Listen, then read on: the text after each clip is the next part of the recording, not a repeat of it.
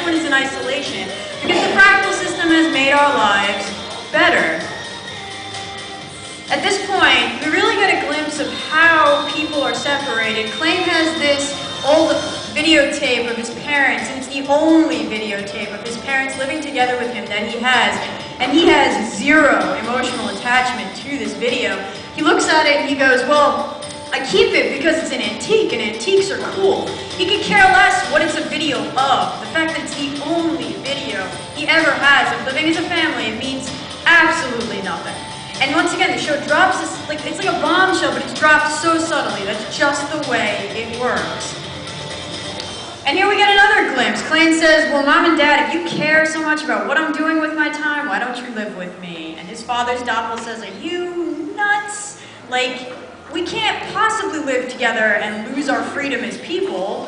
Like, the reason we can live apart is because we totally understand each other deep down, not living together or interacting together at all. Because that's what family is.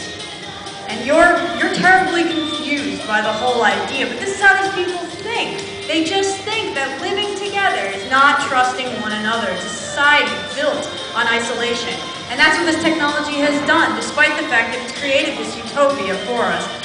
Now we should know, as sci-fi geeks, right, utopia is a terrible idea, so we need a chick with goggles to bust in. On a flying machine, right? A chick who's like being chased by this giant blimp, and you're like, alright, stuff is happening! She's crash landed, and Klain finds her, and now we've got our plot rolling. It turns out that she, Frine, is an important priestess from the temple that runs Fractale. So we've already got our mystery set up. She's on the run. We don't really know why, but she leaves Klain with this mysterious pendant, which has the most important and amazing thing in it, a small doppel girl. But she's, Nessa, who comes out of this pendant, is a lot of fun, and she's another part of the mystery, because she's connected to Frine. So here's our doofy villains, and they're like, man, we're totally here to capture Frine, and you're like, of course you are. It turns out that they are part of a group called Lost Millennium that believes that Fractale has really just destroyed mankind. But luckily, they're like, Fractale's gonna collapse, so we have to sort of take advantage of this situation, because the whole thing is breaking down. We gotta really strike the temple where it hurts. But to do that, we kind of need Frine, because she's really important. She is the priestess and the key to the world, and that sets up your sort of sci-fi mystery that we're gonna follow throughout this. So then, Lost Millennium takes Klain to the Star Festival, where we're going to get the first look at what Fractale's really doing. Because it turns out the Star Festival is the place where you go and pray to these giant, magnetic balloon structures. And the whole purpose is that you pray at the Star Festival, and you are good to go for another year. Fractale loves you, and you love Fractale, and, it turns out you're not supposed to be thinking, because that's a really bad idea, don't you know? So you gotta get brainwashed. And that's what the Star Festival's all about, because people just can't be thinking. That whole war and strife not existing thing, yeah, we gotta kind of keep that together, right? And at the heart of this, remember, is Nessa and Frine. They're still really important. They show up for the Star Festival, and now the temple's like, wait a minute, where have you two been? And they're on the run now. But the run, once again, is a medium for a lot of things. It's a medium to learn about how technology has influenced us and watch how technology is really changing us as people. Klain has no concept of how to clean things. He's like, what on earth is this? I don't understand this. Laundry? Who does that? Lost Millennium teaches him to do his laundry. He's never done this in his entire life.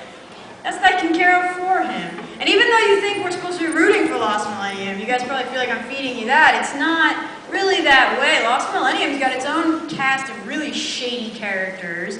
This guy, for instance, has a very, very dark way of bringing people over to the Lost Millennium side. I won't spoil it for you, but he's not all that great. And Lost Millennium doesn't have the advanced technology that Fractale offers, so when people are in pain or when people suffer, they have to do it the old-fashioned way.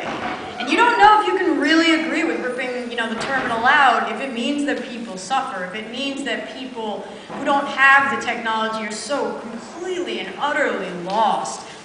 So you really get this sense of the other side of what it would be like if we didn't have this technology in our society. But at the same time, you can't deny that it's intensely permeated into the human psyche. This guy here, we meet in one of the episodes, and he goes, his whole purpose in life is to bring the Fractale system back to a zone where it has completely fallen apart. And he lives in this tower up there, and he spends his entire life trying to bring the fractal system back in this place where it's collapsed, because it is literally the backbone, the infrastructure of how cities and towns are created. And the sad part is that he is Clayne's father. It's not really a spoiler to tell you that, because you'll catch it in the episode. But he has this picture, he has pictures of Clayne when he's little. Not once do Clayne or his father acknowledge each other in this entire episode, in the entire show. Like, that's it. They meet in this episode, never interact, and that's just how the show leaves you, because that's just the way it works. And it hurts, and it really brings the irony of the beginning back to you, this idea of dinner as a family, and the fact that we understand each other because we live apart. Later on, while we're on the run, we're also given a glimpse of this place called Xanadu, which is like the pinnacle of the fractal system. It's up and running super glamorously. Like, it's glorious and beautiful and amazing looking, and there's all these people who are super happy, and you can't touch anything. The entire city is fake. But nobody cares that you can't touch anything, because all they care about is selling their artwork on the black market, and it turns out that none of these people are in fact people. They're all using highly advanced avatars. Like in Xanadu, they don't have to look like little doppels. They're that advanced that they can actually imitate real people, never interact with each other, and just have the whole world, the internet at their fingertips, and that's really all they care about. They can care less with interacting with themselves and the scenery. But when Fractal's pulled away from Xanadu, it's left as this dark and horribly depressing place. And once again, you can't just agree with ripping Fractal out of this world, especially when it means the most to people who suffer and don't have anything to live for aside from being able to interact with anything with the Fractal, using the Fractal system. So how can you really say you fully back the Lost Millennium side when you see this shot? But we can't run forever. Eventually the run comes to a close, our sci-fi plot comes together. Remember, Frina and Nessa are the keys, and they must return to the temple to make a very, very difficult choice. Do they really want to destroy the Fractal system after going through everything they've been through? After seeing everything they've been through, do they want to throw people into this chaotic imbalance? And even Lost Millennium admits to you that they are just doing what every person does. They're just fighting what they believe in, even if it's wrong, So you don't know which side you really want to back in the end. But, Lost Millennium's out to make sure that we as people stay human. And what does that mean? It means I want you to judge it for yourself. It's really a show that you can watch and discuss with your friends, discuss with other people, and say, this is what I got out of it, what did you get out of it? So I want you to watch the show, not looking for this super in-depth sci-fi plot. It's only 11 episodes long, but looking at it as a sci-fi that lets you think about a lot of things, about how technology is really, permeating itself into our system. So watch and judge for yourself, guys. That's a little bit of that.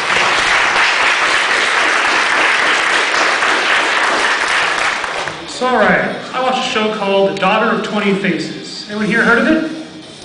One person. Two. Excellent. Alright, we're going to talk about it. So, with a show with a name like that, The Daughter of 20 Faces, you got to ask, who is this guy, 20 Faces?